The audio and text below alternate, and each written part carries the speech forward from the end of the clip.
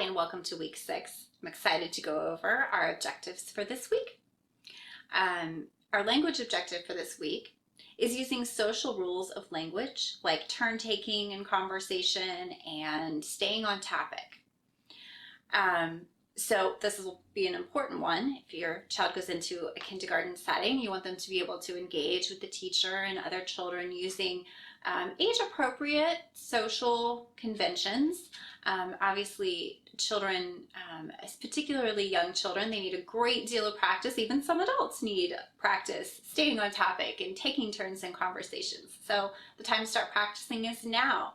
And a couple of activity ideas to get you started doing this with your child is to, talk with them when you're out on a walk, or maybe in the car, any setting, maybe, in the grocery store, if you have them in the cart in front of you, any place where you sort of have a captive audience with them, where you're with them for a certain amount of time, with no major distractions, where you can engage them in a conversation. You can ask them questions and answer their questions, have a back and forth with them, talk about what you see, talk about what you did that day, talk about what they would like to do tomorrow, and just take advantage of those opportunities where you do have that little bit of extended time, without a television, without, them being able to like run off and go play, where you can have that back and forth conversation with them.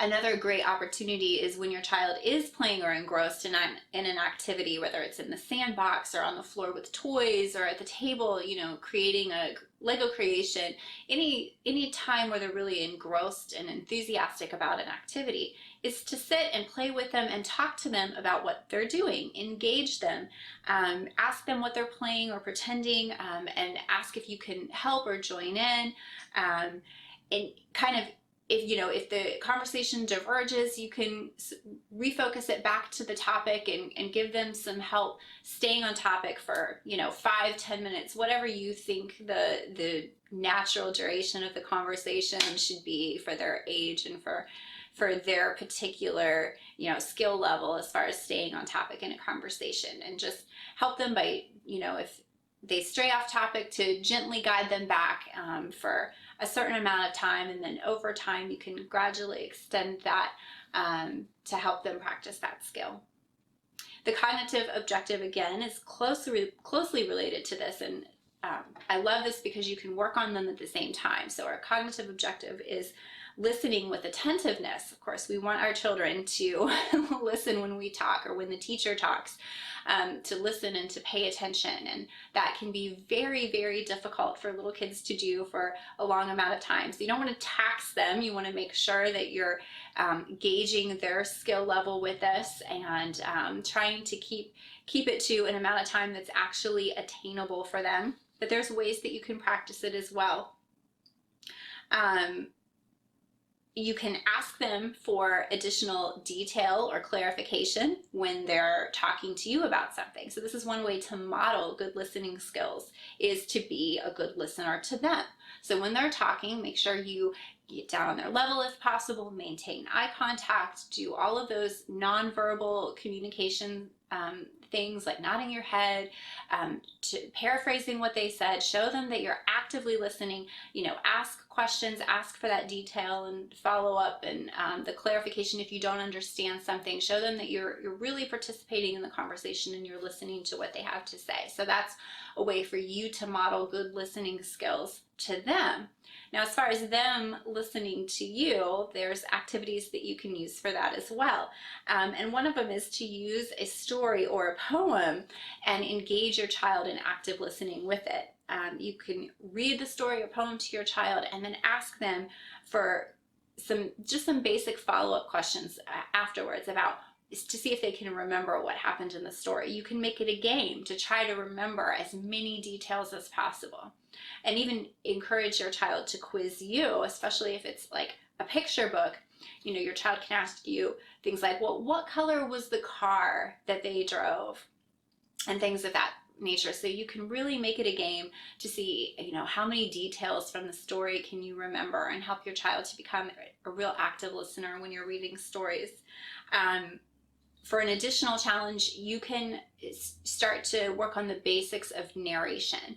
So when you ask your child to narrate a story, you're asking them to tell you either the main event of the story or the main details, the main points of the story. Tell it back to you in their own words and in chronological order. So that's sort of an advanced skill, and you want to start working on it by just asking your child to tell you one thing that they remember from the story, one detail. And then you can eventually evolve that into asking them to pull out like the main story, the main part of the story. What was the most important thing that happened in this story? And eventually, after a lot of practice with this skill, a child will be able to give you almost an outline. Remember in school where we would make outlines of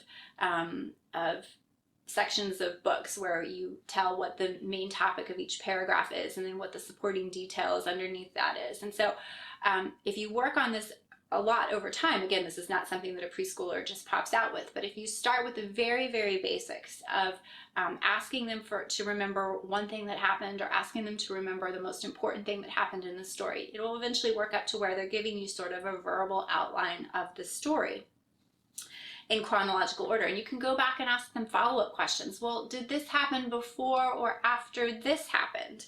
And prompt them to remember those events in order. This helps to really engage them, and then if you make this a practice on a daily basis or every other day, whatever works for you all, then your child will begin to anticipate this game and really actively pay more attention as you read stories to them. You can also play listening games like telephone or Simon Says that require your child to pay close attention in order to engage with the game. So those are fun things to do as well.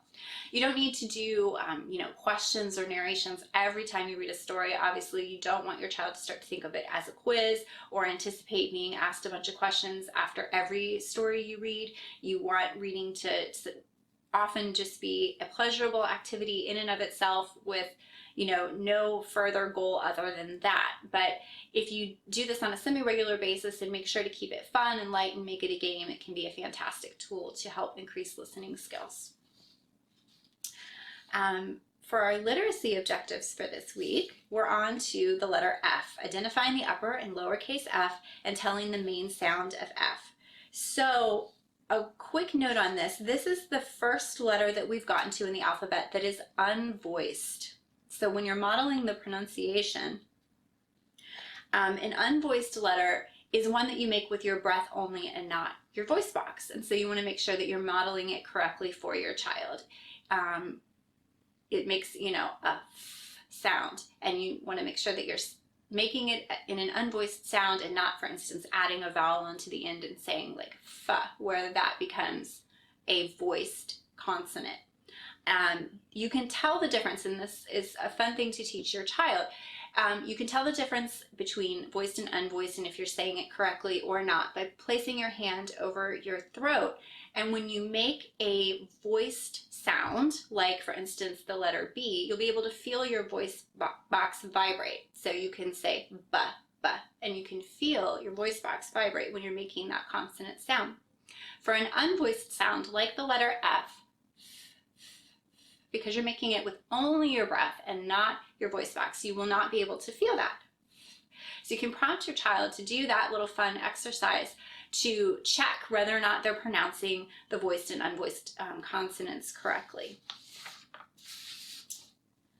So in math, we're continuing the objective of counting objects up to 40 and identifying written numbers up to 20. So we'll just continue to work on those skills, really master them.